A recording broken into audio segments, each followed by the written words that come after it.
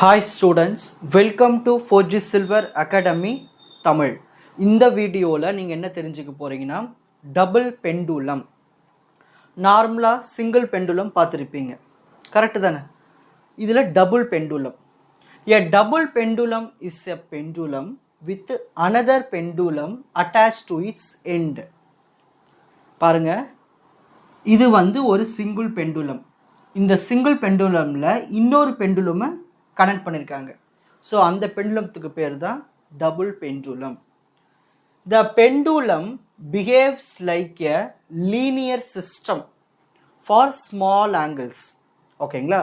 ஒரு pendulum angle make பண்ணுறது ரொம்ப கம்மியான ஆங்கிள்ஸ் தான்.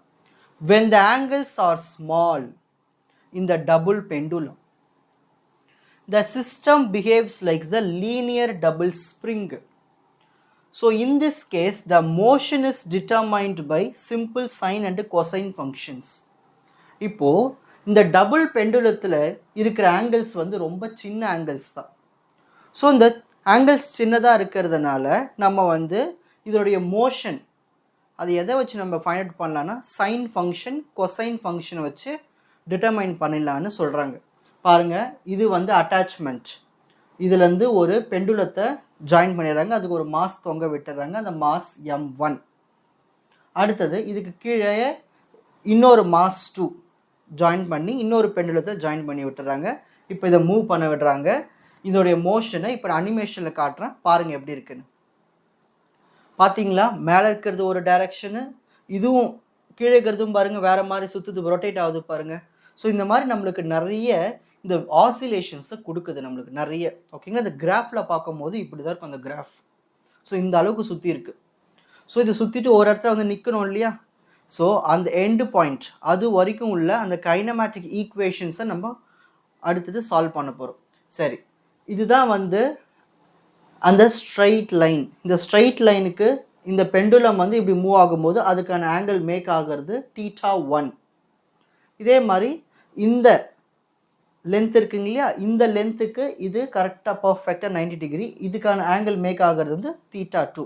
ஸோ இதனுடைய லென்த் L1, இதனுடைய லென்த் L2. ஓகேங்களா? ஸோ இந்த ஃபஸ்ட்டு ஆப்ஜெக்ட் ஒரு மாஸ், இதோட பொசிஷன் x1, y1. ஸோ இந்த இடத்துல இருக்குது. அடுத்தது இது எங்கே இருக்குது? இன்னொரு பொசிஷன் x2, y2. ஸோ இவ்வளோதான் டயக்ராமில் இருக்கிற விஷயங்கள். இப்போது டெரிவேஷனுக்குள்ளே போயிடலாம். Kinematics of the double pendulum. சரி, இதில் நம்ம எக்ஸ்ன்னு எடுத்துக்கிறோம் இல்லையா, அந்த எக்ஸ் கோஆர்டினேட்ஸ் இதெல்லாம் எதை சொல்லுதுன்னா ஹாரிசான்டல் பொசிஷனை சொல்லுது. எக்ஸ் ஆக்சிஸ் இப்படி தானே இருக்கும். So horizontal position of the double pendulum, horizontal position of pendulum.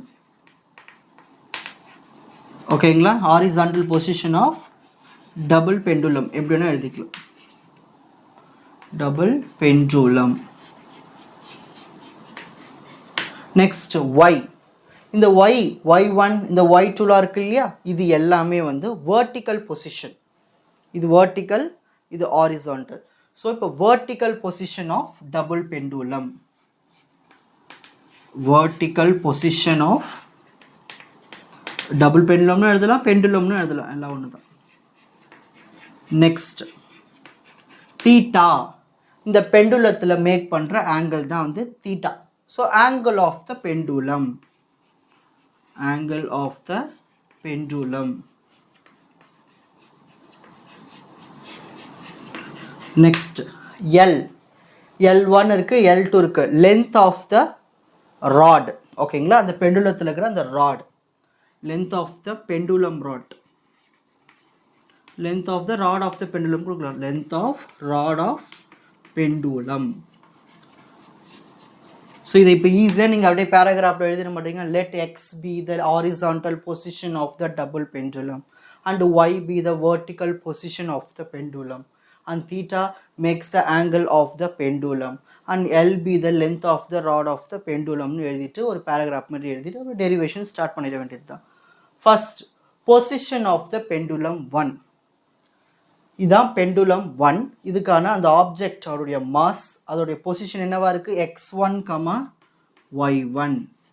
இதுக்கான மேக் பண்ணுற ஆங்கிள் வந்து theta 1 at an angle theta 1.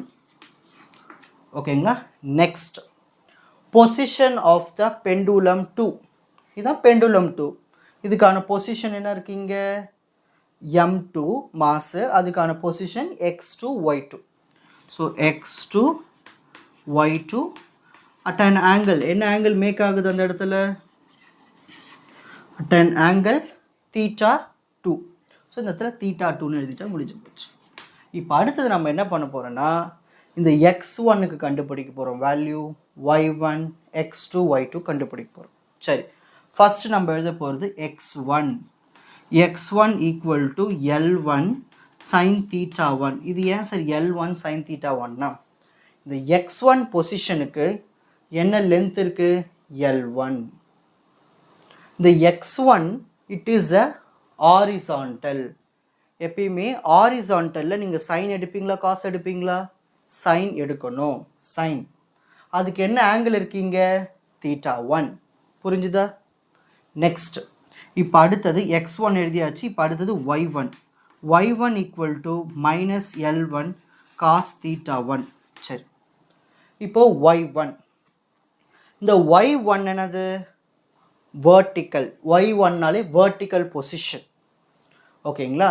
இங்கே ஏன் மைனஸ் போட்டேன்னா வேர்ட்டிக்கல் பொசிஷன்னா நெகட்டிவ் ஆக்சிஸ். ஓகேங்களா.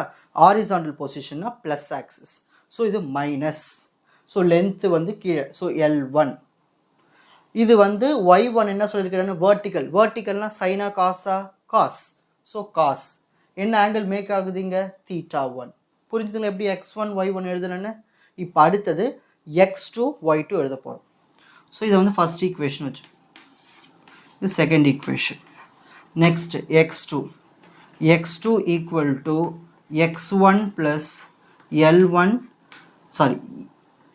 L2 sin theta 2. பாருங்கள் x2, இந்த x2க்கு கண்டுபிடிக்க போகிறோம். x2 equal to x1. ஏன் x1னா இந்த x2னுடைய லென்த் வந்து நீ டாப்லேருந்து கணக்கு பண்ணணும். அப்போது இதிலிருந்து நீ முழுசாக எடுக்கணும். அப்போது நம்ம இதனுடைய சொல்யூஷனையும் ஆட் பண்ணிக்கணும். கரெக்டு தானே? அப்போது x2 ஈக்குவல் டு இந்த x1-ஐ ஆட் பண்ணிட்டு தான் இந்த லென்த்துக்கு எழுதணும். ஸோ x1 ப்ளஸ் இதுக்கு என்ன லென்த் என்ன இருக்கீங்க L2. எக்ஸ் ஆக்சிஸ்னால் என்ன சொல்லியிருக்கேன் ஹாரிசான்டல். ஒரு ஹாரிசான்டலுக்கு சைன் தான் போடணும். அங்கே என்ன ஆங்கிள் மேக் ஆகுது theta 2. ஸோ இதுதான் தேர்ட் ஈக்குவேஷன். இப்போது இதே மாதிரி ஃபோர்த் ஈக்குவேஷன் பாருங்கள். இப்போ y2க்கு எழுத போகிறோம். y2க்கு என்ன எழுதுவோம் நம்ம? இந்த y1 எடுத்துக்கணும். கரெக்டு தானே? y1 எடுத்துகிட்டு மைனஸ் L2 cos theta 2. இதுதான் ஃபோர்த் ஈக்குவேஷன். பாருங்கள் இப்போது y2, இந்த y2 பொசிஷனுக்கான வேல்யூ கண்டுபிடிக்க போகிறோம். y2 ஈக்குவல் டு இந்த y1 எடுத்து ஆட் பண்ணிக்கணும். அடுத்தது எப்பயுமே yனால என்ன வரும் நெகட்டிவ் ஆக்சிஸ், ஏன்னா வேர்ட்டிக்கல் பொசிஷன். ஸோ மைனஸ் போட்டு அதனுடைய லென்த் L2. ஓகே, ஒய் ஆக்சிஸ்க்கு என்ன எப்பயுமே வரும் வேர்ட்டிக்கல் பொசிஷன். ஸோ வேர்ட்டிக்கல் பொசிஷனுக்கு நம்ம என்ன எடுக்கணும் காஸ் தீட்டா தான் எடுக்கணும். காஸ் இங்கே என்ன ஆங்கிள் மேக் ஆகுது theta 2. Cos theta 2. இது வரைக்கும் புரிஞ்சுதுங்களா? நெக்ஸ்ட் பார்க்கலாம். நெக்ஸ்ட் நம்ம பார்க்க போகிறது வெலாசிட்டி அண்டு ஆக்சலரேஷன். 4 பொசிஷன் பார்த்தோம். x1 x2 y1 y2. இந்த 4த்தினுடைய ஈக்குவேஷன்ஸ் எடுத்து எழுதியாச்சு. இந்த ஒவ்வொரு ஈக்குவேஷனையும் 2 வாட்டி டிஃப்ரென்ஷியேட் பண்ணணும். ஒரு வாட்டி டிஃப்ரென்ஷியேட் பண்ணோம்னா வெலாசிட்டி கிடைக்கும். இன்னொரு வாட்டி டிஃப்ரென்ஷியேட் பண்ணோம்னா ஆக்சலரேஷன் கிடைச்சிட போகுது. இவ்வளோ தான். இதுதான் நம்ம பண்ண போகிறோம். சரி, ஃபர்ஸ்ட் ஈக்குவேஷனாக இருக்கீங்க x1. இந்த ஈக்குவேஷன் எடுத்துக்க போகிறோம். ஓகேங்களா. ஃப்ரம் ஈக்குவேஷன்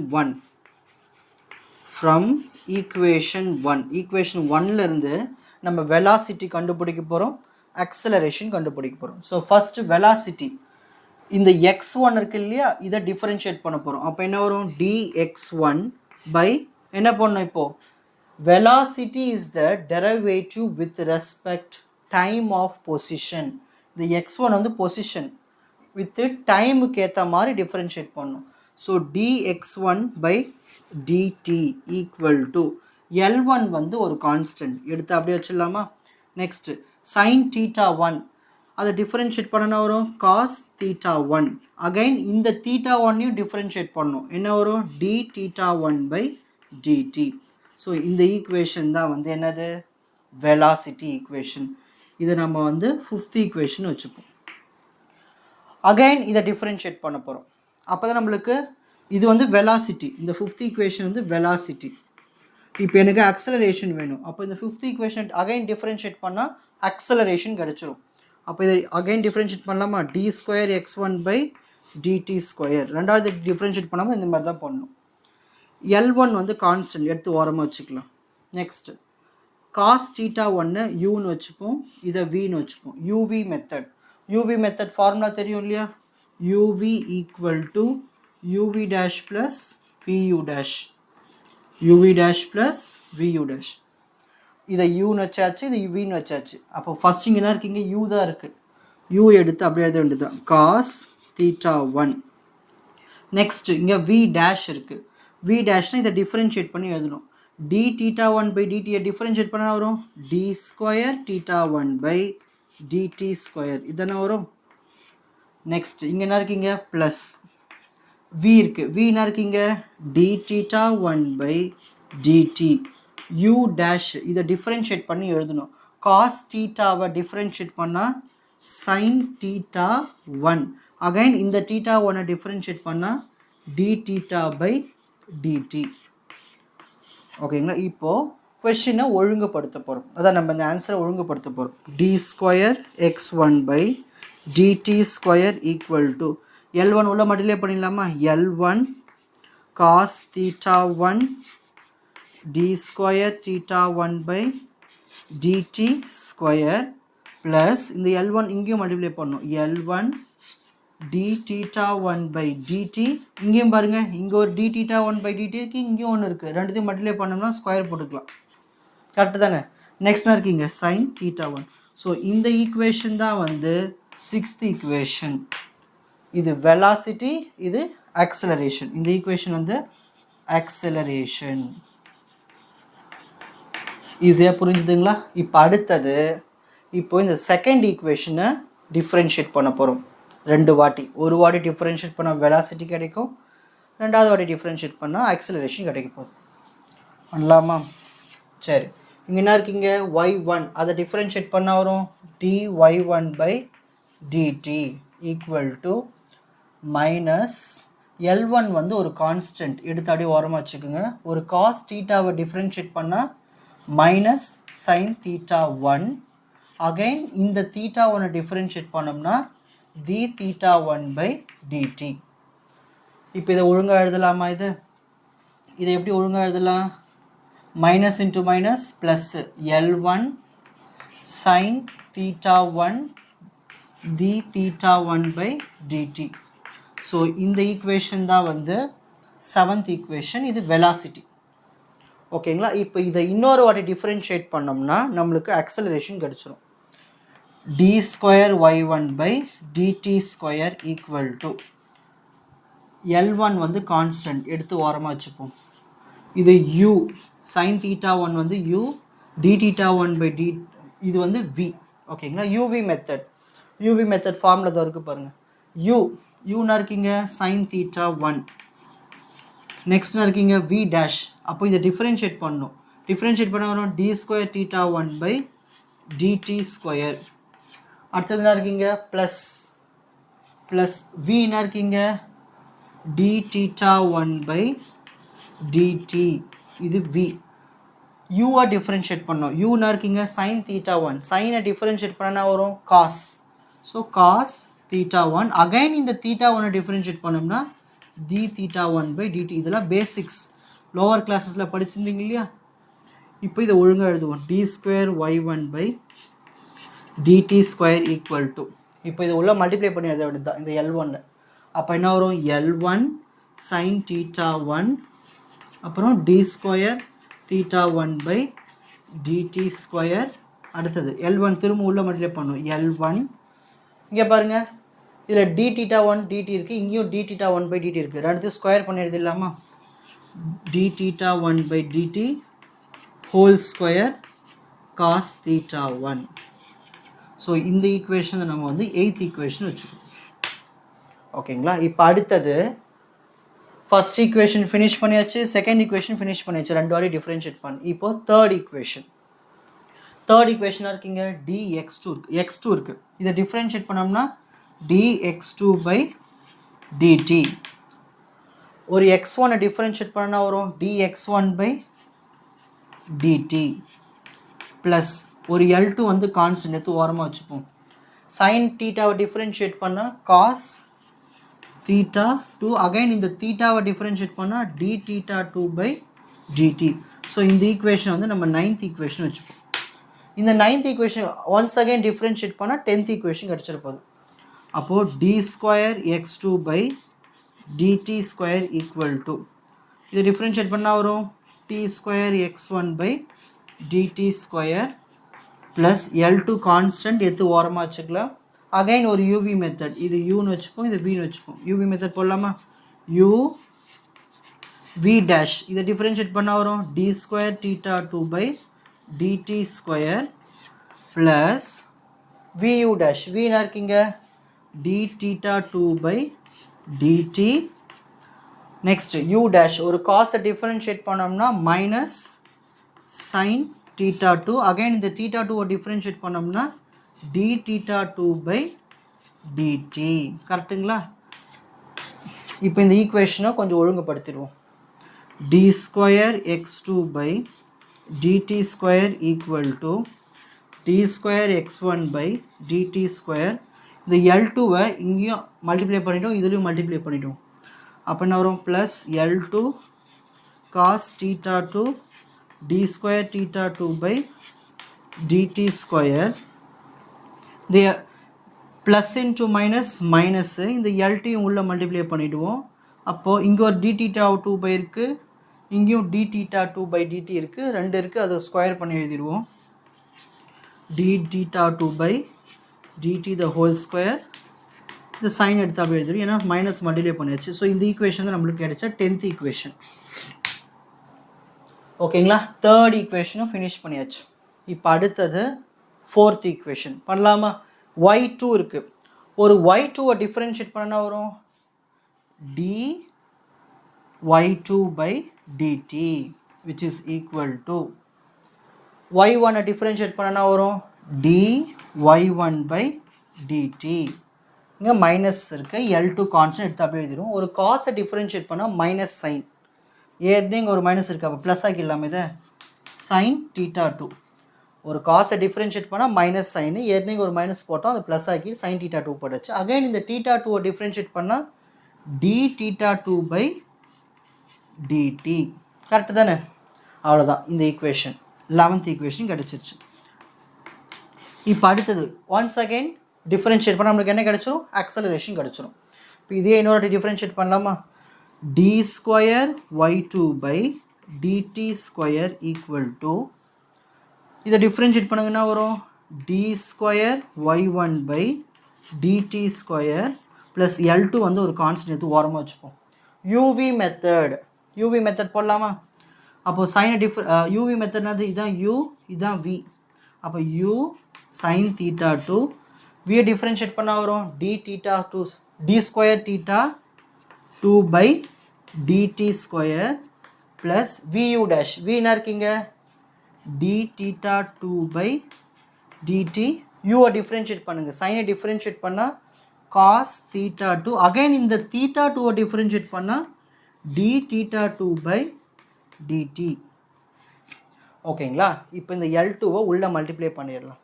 இடம் இல்லை, இங்கே எழுதுன பாருங்கள், d square y2 by dt square equal to d square y1 by d2 square plus L2 உள்ள மல்டிப்ளை பண்ணுங்கன்னா வரும் L2 sin theta 2 d square theta 2 by dt square.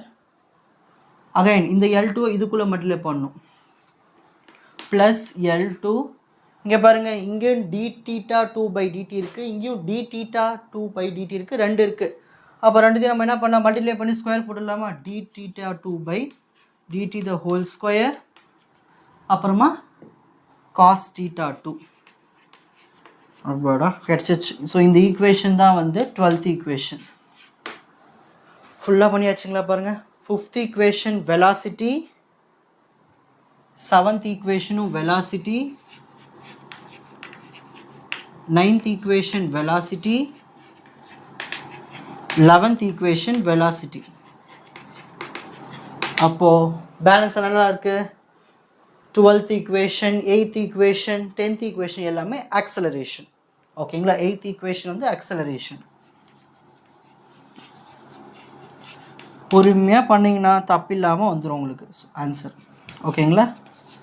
மிஸ்டேக்கே பண்ணாதீங்க, புரிஞ்சுக்கிட்டு சால்வ் பண்ணுங்கள். ஸோ 12th ஈக்குவேஷனும் வந்து ஆக்சலரேஷன். ஸோ ஒவ்வொரு ஈக்குவேஷனுக்கும் velocity, acceleration கண்டுபிடிச்சாச்சு double பெண்டுலம்க்கு. இப்போ அடுத்து நம்ம என்ன பண்ண போகிறோம்னா, இந்த டபுள் பெண்டுலத்தில் ஃபோர்ஸ் எப்படி இருக்குதுன்னு தெரிஞ்சுக்க போகிறீங்க. நெக்ஸ்ட் நம்ம பார்க்க போகிறது ஃபோர்ஸஸ் இன் டபுள் பெண்டுலம். இப்போ இந்த டபுள் பெண்டுலத்தில் இருக்கிற அந்த ஃபோர்ஸஸ் எப்படி இருக்குன்னு தனித்தனி டயக்ராமாக வச்சு நம்ம தெரிஞ்சுக்க போகிறோம். இது வந்து டபுள் பெண்டுலத்தில் இருக்கிற அந்த மேலே ஒரு மாஸ் இருந்தது இல்லையா, அந்த ஒரு மாஸுக்கான டயக்ராம் இது. இது கீழே இருக்கிற ரெண்டாவது பெண்டுலத்தில் இருக்கிற அந்த மாஸுக்கான டயக்ராம். இதுதான் upper mass, lower mass. So இந்த அப்பர் மாஸும் லோவர் மாஸையும் யூஸ் பண்ணி நம்ம அதில் என்ன ஃபோர்ஸ் இருக்குன்னு கண்டுபிடிக்க போகிறோம். சரி, 2 pendulum masses are treated as point particles. இது ஒரு பாயிண்ட், இது ஒரு பாயிண்ட். ஓகேங்களா? இது M2. இதில் டீன்னு ஒன்று எழுதியிருக்கீங்க. டீனா என்னதுன்னா, இந்த பெண்டுலத்தில் இருக்கிற அந்த டென்ஷன். ஓகேங்களா? The tension of the pendulum. Tension of the pendulum. அந்த மாஸ் வந்து இப்படி இப்படி நகரும் பொழுது அந்த ராடில் வந்து ஒரு டென்ஷன் ஏற்படும். So tension of rod of the pendulum. எம்னானது மாஸ் ஆஃப் த பெண்டுலம். எம்னா mass of the pendulum. So ஒவ்வொரு தனித்தனி மாசஸ். ஜீனானது ஆக்சலரேஷன் டியூ டு கிராவிட்டி. அந்த பெண்டுலம் கிராவிட்டியை நோக்கி தானே அது மூவ் ஆகுது, ஆக்சிலேஷன்ஸ் கிரியேட் பண்ணுது. So acceleration due to gravity இதில் இருக்கும். Acceleration due to gravity. So மூணுத்தையும் சொல்லியாச்சு. டீனா டென்ஷன், எம்னா மாஸ், ஜீனா ஆக்சலரேஷன் டியூ டு கிராவிட்டி. இப்போ நம்ம என்ன பண்ண போகிறோம், நியூட்டன்ஸ் லாவை யூஸ் பண்ண போகிறோம். By Newton's law. By Newton's law அடிப்படையில் நான் என்ன பண்ண போகிறேன்னா ஈக்குவேஷன்ஸ் எழுத போகிறேன். ஃபோர்ஸ் ஃபார்முலா என்ன? Mass into acceleration. Mass into acceleration. சரி, மாஸ் தெரியும் நம்மளுக்கு, 2 மாஸ் இருக்குது, M1 இருக்குது, M2 இருக்குது. ஆக்சலரேஷன் நம்ம ஏற்கனவே டெரைவ் பண்ணோம். ஓகேங்களா? ஸோ அதை வந்து நம்ம ஷார்ட்டாக எழுதிக்க போகிறோம். எழுதலாமா? பாருங்கள். First M1 dx1 by dt d square x1 by dt square equal to minus tension 1 sin theta 1 plus t2 sin theta 2. இங்கே பாருங்கள், இந்த ஈக்குவேஷனோட மீனிங் நல்லா தெரிஞ்சுக்குங்க. First mass M1. ஓகேங்களா? ஃபோர்ஸ் ஃபார்முலா என்ன? Mass into acceleration. ஆக்சலரேஷன் இதுதானே d square x1 by dt square. இது x1 பொசிஷனுக்கான equal to minus T1. இந்த இடத்துல இருக்கு இல்லையா T1, இது நெகட்டிவ் பார்ட். இது தீட்டா 1.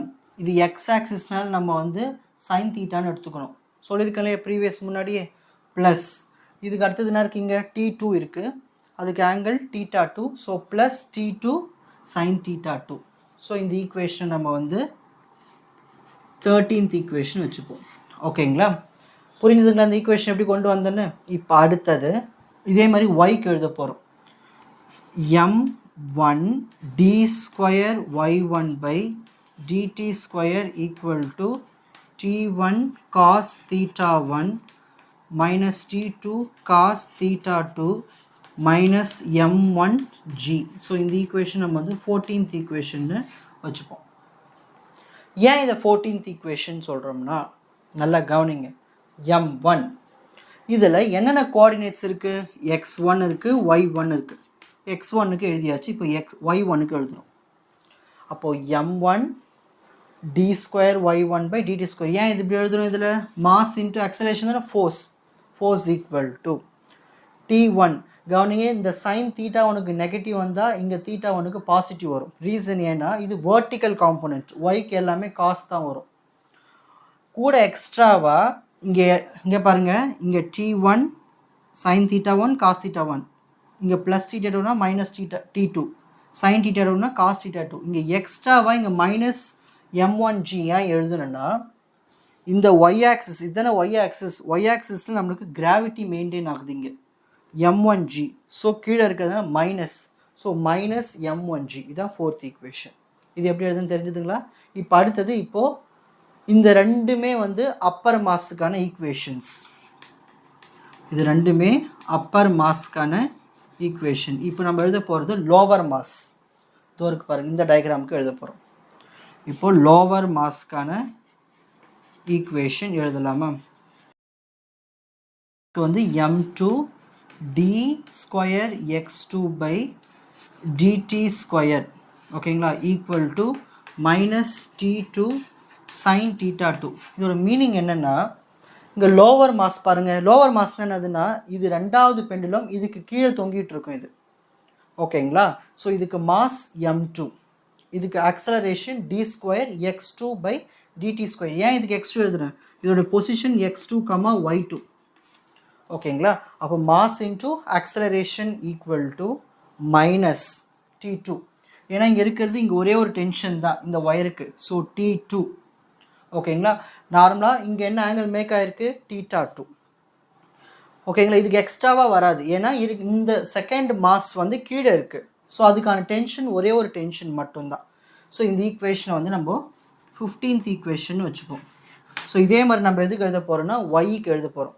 இப்போ ஒய்க்கு என்ன வரும் பாருங்கள், சேம் m2, இங்கே என்ன வரும்? d square y2 by dt square equal to, இப்போ இங்கே மைனஸ் t2ன்னு வந்தது இல்லையா, இப்போ நமக்கு வரும்போது இங்கே plus t2 cos theta 2. Y ஆக்சிஸில் என்ன இருக்கீங்க? நம்மளுக்கு ஒய் ஆக்சிஸில் என்ன இருக்கீங்க? m2g.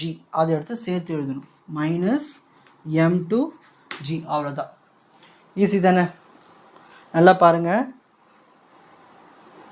நம்ம ஒய் ஆக்சிஸ்க்கு எழுதுகிறோம், இந்த y2 பொசிஷனுக்கு எழுதுகிறோம். அப்போது மாஸ் 2 இன்ட்டு ஆக்சலரேஷன், இது எல்லாமே ஃபோர்ஸ் தான். Mass into acceleration, mass into acceleration, mass into acceleration, mass into acceleration y2 பொசிஷனுக்கு ஈக்குவல் டு இந்த y2 பொசிஷனுக்கு. நான் சொல்லியிருக்கேன், நான் சைனுக்கு மைனஸ் வரும், அப்போ காஸ்க்கு என்ன வரும்? இங்கே ப்ளஸ் வரும். ஸோ t2 ப்ளஸ்ஸு காஸ் என்ன ஆங்கிள் மேக் பண்ணுது? θ2. ஒய் ஆக்சிஸ் டவுனில் தான் நம்மளுக்கு என்ன இருக்குது? கிராவிட்டி இருக்குது, mass into gravity, so m2g. So அதனால் நெகட்டிவ் போட்டோம். ஸோ இந்த ஈக்குவேஷன் நம்ம 16th ஈக்குவேஷன் வச்சுப்போம். ஸோ இவ்வளவு தாங்க வெலாசிட்டி, அக்சலரேஷன், ஃபோர்ஸ் இந்த டபுள் பெண்டுலத்துக்கு. ஈஸியாக புரிஞ்சுதுங்களா? ஸ்டெப் பை ஸ்டெப்பாக பொறுமையாக எழுதி பாருங்கள், தப்பு வராமல். நெக்ஸ்ட் வீடியோவில் நான் லீனியர் ஆசிலேஷன்ஸ் பற்றி பார்க்கலாம்.